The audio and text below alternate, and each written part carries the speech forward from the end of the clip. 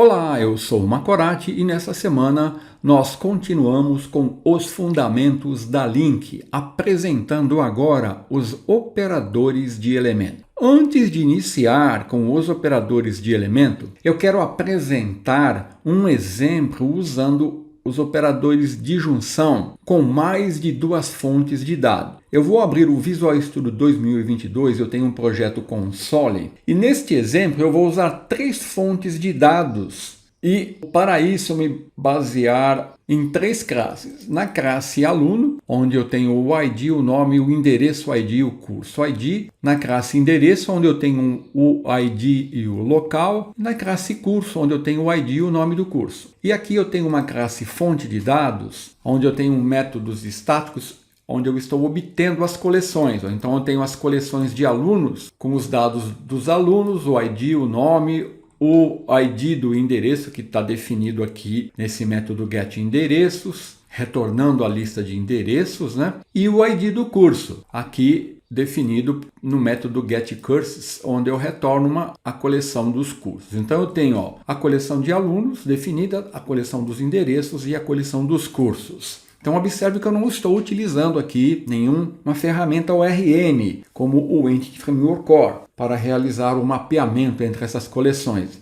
Eu quero fazer junções das coleções. Então com isso, eu vou criar agora uma junção usando o método join, para poder extrair os alunos matriculados e os seus endereços. Então observe que no resultado obtido aqui, eu vou obter todos os alunos que possuem cursos matriculados e que possuem endereços. Então aqui eu tenho todos os alunos, todos eles têm um endereço definido e estão matriculados no curso. Se por algum motivo qualquer aluno não tiver um curso ou um endereço relacionado, ele não vai aparecer no resultado final. Então vamos iniciar definindo a consulta. Eu vou definir var consulta e agora eu vou iniciar. Eu vou usar aqui a sintaxe de consulta. Então eu vou definir a primeira fonte de dados, obtendo os dados dos alunos. Vou começar com os alunos. Então estou indo lá na minha fonte de dados, estou invocando o método getAluno. Agora eu vou fazer a junção com a fonte de dados dos endereços e vou definir um critério para obter os dados dos alunos com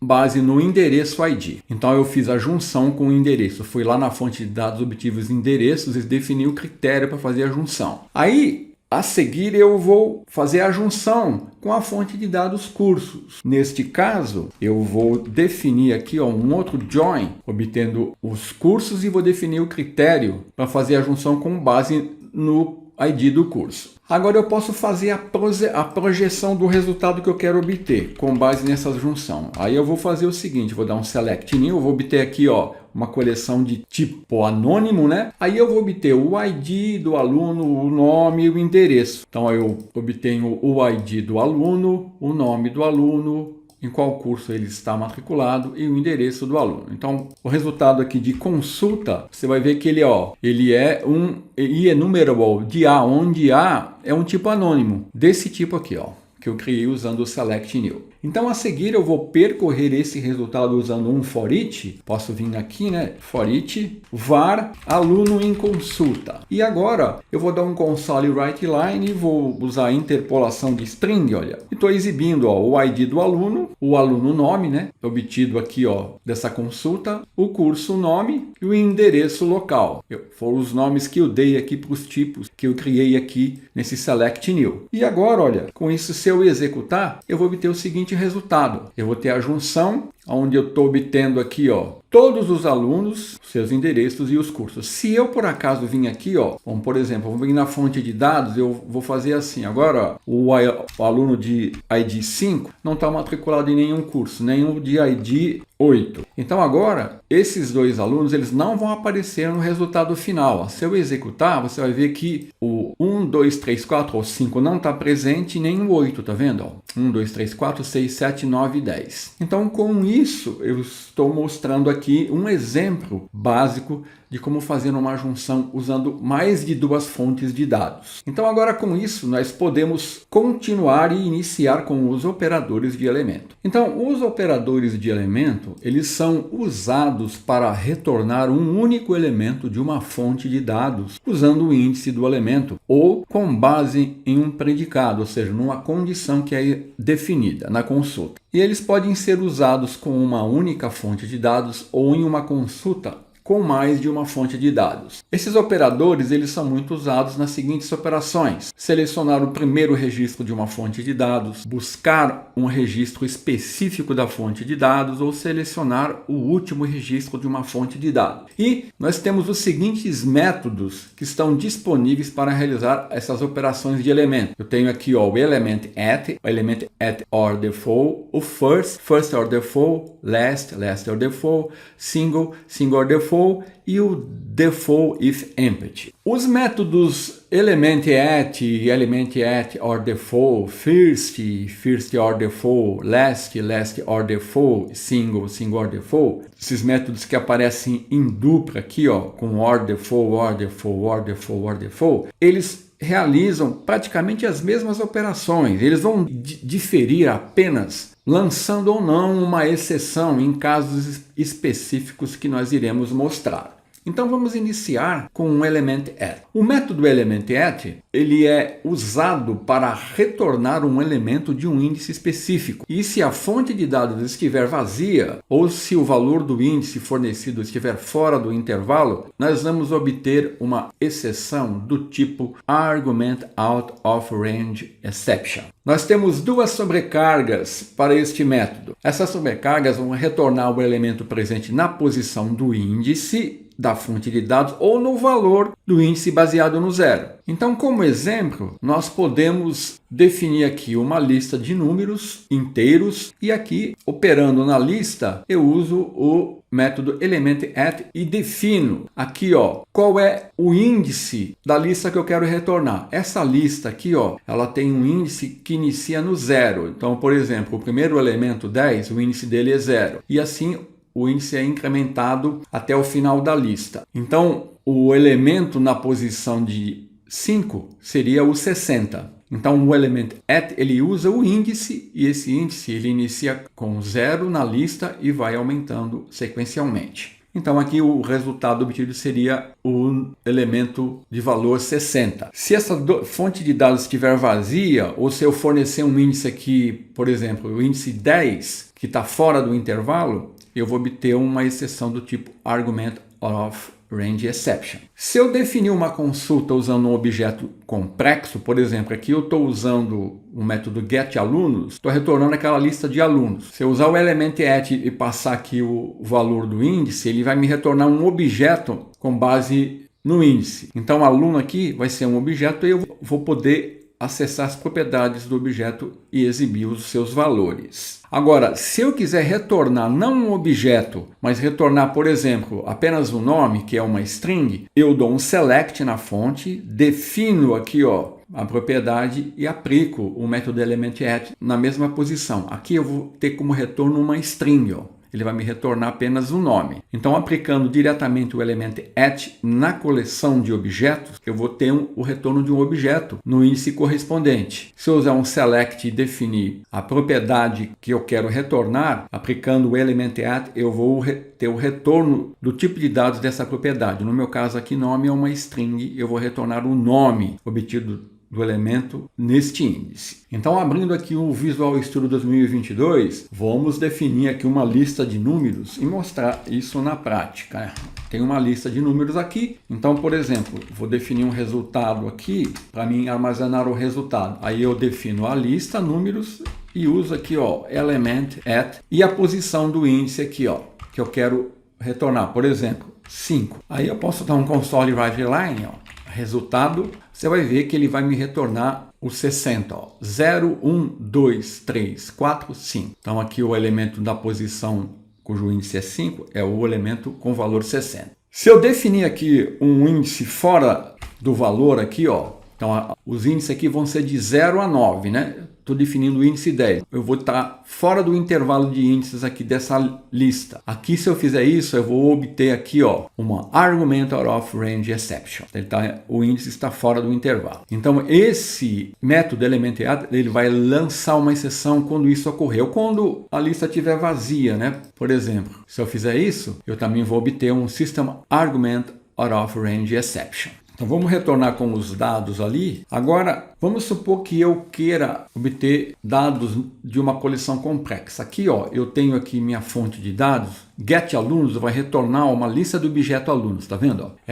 Então eu posso fazer assim, ó. Eu vou definir aqui var aluno, fonte dados, vou dar um método aqui, ó, getAlunos. E aqui, ó, eu posso aplicar o element at, ó, 5. Então, aluno aqui, ó, se você consultar, ele vai ser um tipo aluno, ele vai me retornar um objeto aluno. E para mim poder exibir os dados desse aluno, eu uso aqui a interpolação e acesso às propriedades desse objeto que ele está retornando aqui, ó. Então, ó, executando, ó, lá, ele está retornando os dados da Débora, ó. O ID 6, Débora, o ID do curso 40. Vamos conferir aqui, ó. ID 6, ó. Débora, curso ID 40. Agora, se eu quiser, ao invés de retornar um objeto, eu vou retornar o nome. Eu quero apenas o nome do aluno que está nessa posição aqui. Aí, eu vou copiar e colar aqui, ó. Eu vou definir aqui nome. Vamos supor que eu quero agora extrair só o nome. Eu posso dar um select, definir que eu quero obter o nome e aplicar o element at sync aqui. Aí eu vou buscar o objeto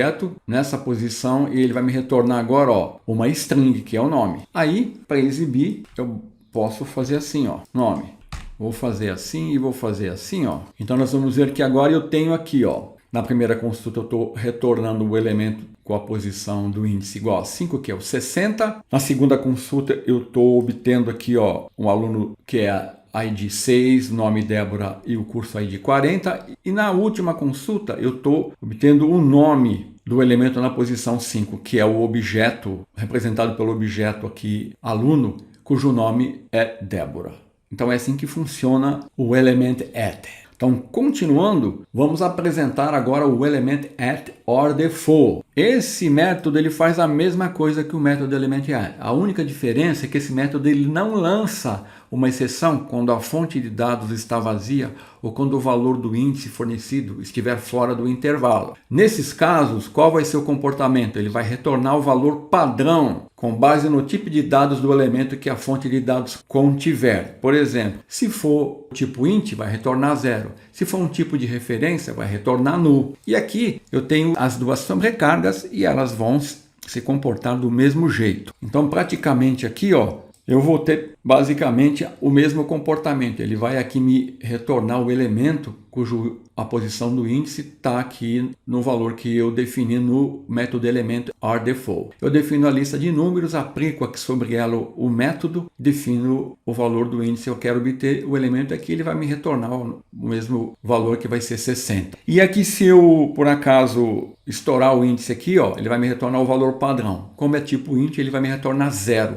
E a sintaxe de consulta usada aqui é essa que eu estou mostrando aqui. From num e número, select num, definindo aqui o método element at or default. E aqui eu posso usar também o element at, definindo aqui o valor do índice do elemento que eu quero obter. Então, retornando aqui para o nosso Visual Studio, aqui basicamente eu não preciso mudar nada, basta eu definir aqui, ó, or default. O comportamento vai ser o mesmo. Então, ó, element at or default. Element at or default. Então, ó, eu vou executar, você vai ver o comportamento é igual, tá vendo? Retorna os mesmos valores. A diferença vai ser aqui, ó. Se eu tentar acessar um índice fora do intervalo, por exemplo, 10 aqui, ó, aqui vai estar indo de 0, 1, 2, 3, 4, 5, 6, 7, 8, 9, 10, eu vou estar excedendo o valor do intervalo de índices aqui. Você vai ver que aqui eu não vou obter uma exceção. Ele vai exibir o valor 0, olha só. Olha lá, ó,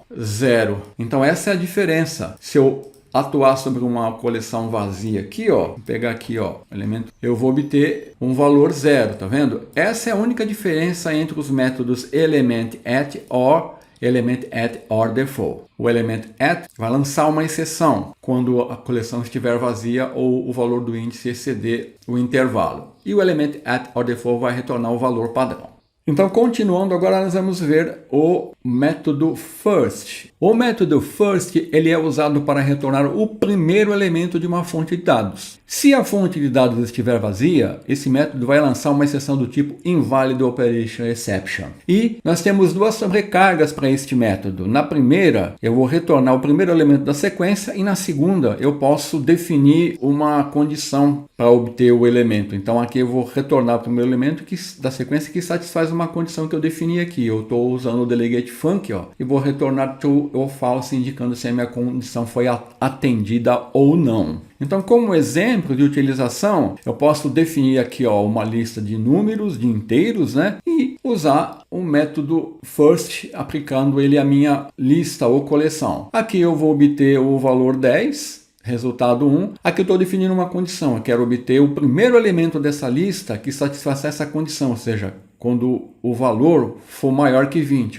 Eu tenho 10, 20, 30. Observe que eu tenho elementos repetidos nessa lista. Mas o primeiro elemento que atende a condição vai ser retornado, que é esse 30 aqui. Agora, se eu definir uma condição que não seja atendida, por exemplo, eu quero retornar o primeiro elemento cujo valor seja maior que 90. Eu não tenho aqui, então ele vai me retornar um InValidOperationException. E se eu definir aqui a atuação do first num tipo complexo, aquela lista de alunos, eu posso definir uma condição, aí eu vou ter como retorno o objeto que atende à condição definida aqui, especificada aqui no caso eu estou querendo retornar o aluno cujo ID do curso seja igual a 30, a primeira ocorrência, né, da coleção. E aí eu posso obter as propriedades desse objeto retornado. Então ele sempre vai retornar o primeiro elemento da coleção que atenda à condição, ou no caso aqui, se eu não tiver nenhuma condição, o primeiro elemento da lista. É assim que funciona o first. Então vamos retornar aqui para o nosso Visual Studio e vamos criar uma lista de números aqui, e eu vou definir aqui um resultado, vou chamar de resultado 1, para mim operar na lista do números, first vai retornar o primeiro elemento da lista. Resultados 2, eu vou agora definir uma condição. Eu quero retornar um número que seja maior que 20. Então, exibindo aqui resultado 2 e resultado 1, vou duplicar aqui. Então, aqui eu vou retornar o primeiro elemento, que é 10. E aqui, o primeiro elemento que atende essa condição vai ser esse 30 aqui. Olha aqui, 10 e 30, como esperado. Então, nesse caso, por exemplo, eu vou copiar e colar aqui, vou definir aqui agora, definir uma condição que não vai ser atendida. Então, eu não vou ter, nessa consulta aqui, eu não vou ter nenhum elemento que atenda essa condição. Eu só vou colocar aqui o console writeLine, mas ele nem vai executar esse console writeLine aqui, porque aqui eu já vou obter uma exceção. Quer ver, que eu executar, ele vai dar, InValidOperationException. A sequência não contém nenhum elemento que coincida aqui, com essa condição que eu defini. E se eu quiser usar o first numa coleção de objetos, por exemplo, var aluno, eu vou usar minha fonte de dados, vou dar o getAlunos, vai retornar aquela coleção de alunos. Aí, eu posso obter o primeiro, ou se eu quiser definir uma condição aqui, por exemplo, eu quero retornar o primeiro aluno cujo curso ID, seja igual a 30. Então aqui eu vou ter dois retornos, né? Então eu vou para aluno aqui, ele vai retornar o primeiro, e aluno 1, ele vai retornar o primeiro aluno que atende a condição definida aqui. Então aqui vai retornar o primeiro objeto da coleção. E aqui vai retornar o objeto que atende essa condição. Então vamos ver na fonte de dados. O primeiro aluno é a Maria. E o primeiro que atenda o curso ID igual a 30 é a Amanda. Vai retornar a Maria e a Amanda. O ID 1 e a ID 3. Então vamos executar. Vamos desfazer essa condição aqui, senão vou comentar essa linha aqui, senão eu vou ter a exceção aqui, né? Então olha aqui, primeiro a Maria atende essa condição aqui, que é o first, e a segunda é a Amanda, o ID igual a 30, tá vendo? Maria e Amanda. Continuando aqui, a sintaxe de consulta usada aqui, from número em números, select num, o first aqui, ou posso também ter definido uma condição aqui, usando a outra sobrecarga do método. Continuando, eu tenho agora o método first_default, que vai fazer a mesma coisa que o método first. A diferença é que esse método não lança uma exceção de operação inválida. O que ele faz? Ele vai retornar o valor padrão com base no tipo de dados do elemento. Ele vai ter as mesmas duas sobrecargas, vai ter o mesmo comportamento. E como exemplo, nós podemos definir o mesmo exemplo, né? A única diferença aqui é que quando eu definir uma condição que não seja atendida, ele vai retornar 0 ao invés de retornar a exceção. O comportamento vai ser o mesmo. Ele vai retornar o primeiro elemento da sequência ou o primeiro elemento que atenda a condição definida definida. A única diferença é que se a condição não for atendida, usando first eu vou ter uma exceção. E usando first or default vai retornar o valor padrão para o tipo de dados que a coleção contém. Então, retornando aqui para o nosso projeto, ó, aqui basta eu usar, em vez de first or default, vou até copiar e colar aqui, ó, first or default. Aqui, ó, eu vou descomentar e você vai ver que agora eu não vou ter exceção. Vou usar first or default. Aqui vou usar first or default, first or default. Você vai ver que agora, ó, todas essas linhas de código serão executadas. A exceção que ocorria aqui quando eu usava first não vai ocorrer com first or default, né? Então, executando, ó, agora eu tenho, ó, observe que aqui, ó, first or default, primeiro elemento 10, primeiro elemento que atende a condição de n maior que 20 é o 30. Olha aqui, ó, first or default, uma condição não atendida, ele retorna 0. A Maria e aqui a Amanda, usando first or default. E aqui, ó, a sintaxe de consulta é a mesma, né? Só troco aqui o first or default no from, num e número select null. Então, na próxima semana, nós continuamos com os fundamentos da Link. Até lá, se Deus quiser.